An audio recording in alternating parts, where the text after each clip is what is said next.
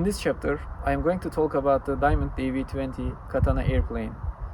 Video will contain basic information about this airplane, the visual inspection and the pre-flight check. Diamond DV20 Katana, which is the single-engine propeller-driven airplane, it has the constant speed propeller and a 100 horsepower Rotax engine, two seats for one of them the passenger and another for the pilot. And this airplane is the sport and affordable. Also one of the best airplane for the flight schools. And for this video, my guidance will be the aircraft flight manual, and it will be the more officially in this way. Let's start with the pre-flight check and visual inspection. I would like to open my aircraft flight manual and the chapter 4, which is about the normal operating procedures, and then there is it starts from the pre-flight inspection, and for that I need to enter the cockpit, and I would like to introduce how can I enter the cockpit easily. And for do this, I would like to show these holes and then this place. First of all, I need to put my one of the feet to this place and then one hand over this handle, and I can just jump inside. And if you would like to do it also the opposite side, we have one of them this handle to enter the cockpit, and then we can just sit inside. After enter the airplane cockpit, I would like to close the canopy to make the more efficient way the our checklist. According to our checklist, we have to start with the airplane documentation. Even before coming to airplane, we have to check our documentation. And then the second one is that we have to check our checklist. In our aircraft, we have the checklist like this, and also the Hungarian version to make the public persons who is living in Hungary. And then we have to we have to set the parking brake. To make this, I need to adjust my rudder pedals with this handle. If I pull this handle, and then as you see the rudder pedals will come, and for the lock it, I need to just push and it will lock. To set the parking brakes, I will pull the parking brake handle, which is over there, and when after pulling this one, I have to use my brake pressure the 3 times at least, and then aircraft doesn't move if our braking is working very well. And then we have to pull out our ignition key. As you see over there, our ignition key is out of the aircraft, and it means probably aircraft will not start without our intention. And the canopy closed. After close the canopy, we have to check it. Is it clean? Is there any damage or etc. And then we have to check the circuit breakers, which is including right side over there, and also we have circuit breakers on the center pedestal, and we have to check these are pressed in. Then I would like to check the master switch off, and then I can open the master switch to check my fuel. My fuel is right now almost full, and then I can close my battery again. Also at that point, I have to check the Garmin G5, which is closing itself or not, because if we open master switch and then close suddenly, it doesn't count for the shutting down. But right now it's the counting back side, and after 28 seconds it will close. After checking the fuel quantity, I have to check the throttle, which is the idle position, and then the propeller spin control level, the forward position, and carburetor heat is off, which is also the forward position. And also I checked inside of the cockpit, is there any foreign object? As I see, there is no foreign object. And also I have to check the ELT, which is the emergency locator transmitter, is the auto position. This side is on, this side is test position, and then the neutral position is the armed, which is the auto position. And then we have to check the ore baggage, and I will show the check the ore baggage. And right now I would like to show how to going out from the cockpit.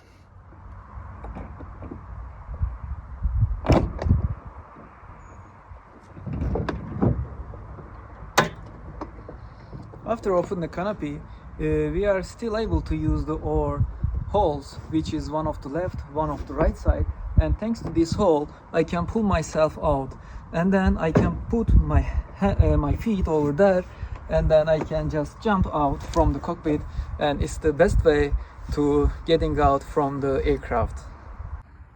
First of all, for the walking around, I have to start from the left landing gear according to my aircraft flight manual. And then to do it more officially, let's start with the left valves, which is the main landing gear. And we have to check the visually landing gear struts, wheel fairing, and tire, valve, brake, and skid marks. Skid marks, as you see over there, it should be the two red in the same place. It means the or disc and my tire is the same place, which is when I put the tire the first time. And then we have to come here to check the disc and the valve. Is there any hydraulic leakage or some problem around there? And lastly, I can check my tire pressure, which is the 2.3 for the main landing gear, and as you see over there, it looks no problem with my landing gear. And then I have to continue with the left wing. Firstly, I'm looking the entire wing, and after my visual inspection from the wing, I can continue with the stall warning, which is the leading edge of my wings. And we have to make some sanction. It's kind of the French kiss, but right now I'm not able to do this one and at the same time to show the video. And then that's why I'm continuing with the pilot and static probe. There should be the clean and the hole will be open. Is there any foreign object or not? I'm checking it, all of them. And then I'm going to the wingtip. At the wingtip also we have the balancing mass, and then we have to check the ore position lights and the anti-collision lights. We have to check both of them at the end of the wing, at the wingtip, and the balance tab, as you see over there. And then I'm continue with the mooring harness on the wingtip. Also, I would like to show here is the mooring place for the ore wings, and then I am checking is there any problem or is there any rope, etc. And I'm making my aileron with visual inspection. As you see over there, it's not recommended to touching down, but maybe sometimes with the technician we can check it, but before flight we don't do this. And then also we have to check the ore flaps. Is there any is it clear or is there any problem? And then I continue with the fuselage. At the fuselage, I'm checking the all fuselage, if the skin is it clean or not, and then making the visual inspection. And also here under the ore wings, here is the ventilation, and then the tank drain points in every first flight. And after every refilling, we have to check the fuel. We make the drain or fuel to see that there is no fuel, there is no correction, there is no water inside or the foreign object. It should be the clean, perfect fuel. And I continue with the fuel quantity from here, or electrical fuel quantity is working very well, but also we have to open this place, and then with the dipstick we have to check inside how much fuel we have before the flight, to make sure to be for good calculation. And then we have to close and then control again. And I continue with the empennage. I need to check the fins and control surface, and then mooring harness on the tail. Also we have the mooring harness over there, and then trim top as well as trim tops is over there in the empennage. We are able to see our trim tops, and then I control the rudder, and I don't forget to look to my aircraft registration number over there. And then we have to continue with the right wing after looking to my fuselage again. The fuselage is clean, and then I came to right wing, and as you remember, I check again the entire wing, and then the wing flaps which is close to me, and also the ailerons with the visual inspection, and mooring harness, balance top, and then tip of the wing mooring harness is over there, and the balance top is over there. This is the balance top, and then I continue with the wing tips to check my lights. As you see, the left side is the red and the right side which is the green, and I continue with the trailing edge of my wings.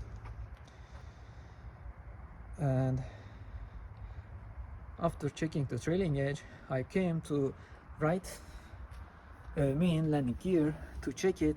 Also the red markings over there, is there no problem with this kind of tire? And if you will ask about this is the oldest one which we use. And then I continue with hydraulic disc, hydraulic leakage or any problem. And also I'm checking the tire condition, which is the left side a little bit better than the right side. And also I checked the 2.3 the bar tire pressure, and it shows the very well tire condition right now. And then I continue with the nose. When I came to nose, after checking the entire wing, I continue with the control the oil level. To control the oil level, I came to nose and then open this hole and turn back side of this thing to put the best place, which is the point we putting to our feet to enter the airplane. And then there is one stick to check our oil level. As you see over there, this oil level will be this range. The maximum place is the 3 liter and the minimum place is the 2 liter, but we basically put 2.5 liter to make the best flight, because if we put more oil, it will drop out from the under, and then the belly will be so dirty. I will show after that belly how this happen. And then at that point, as you see over there, our oil level is very very low. But to check the Rotax engine oil, we have to turn our propeller, which is the clockwise side from the cockpit, and then after heard the flashing flush sound, we are able to check the oil, and it should be the range 2 and between 2 and 3 liters. And right now I'm putting inside this stick, and then later I will turn and then I will check again my oil level.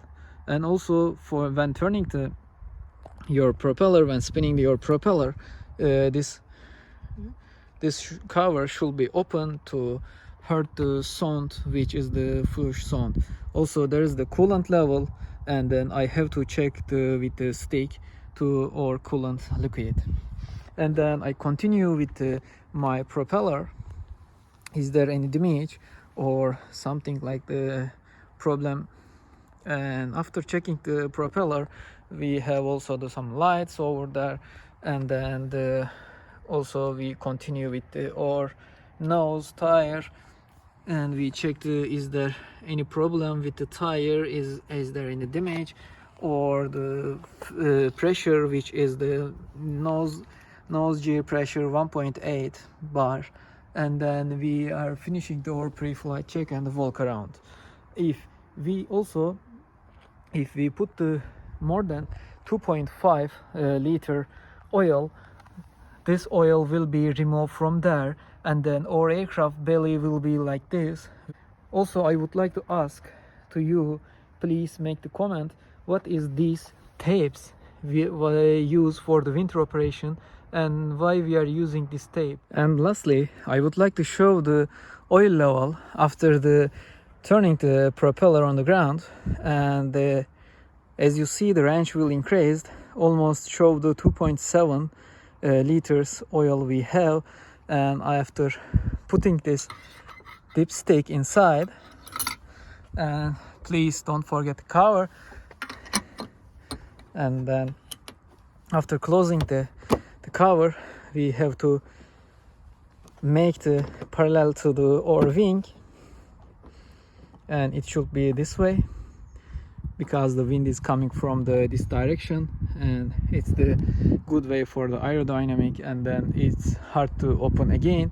And also we can check like if any hard landing it will open or not, we are able to check.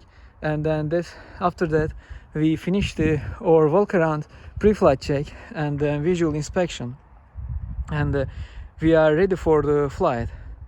Have a good flight for you guys.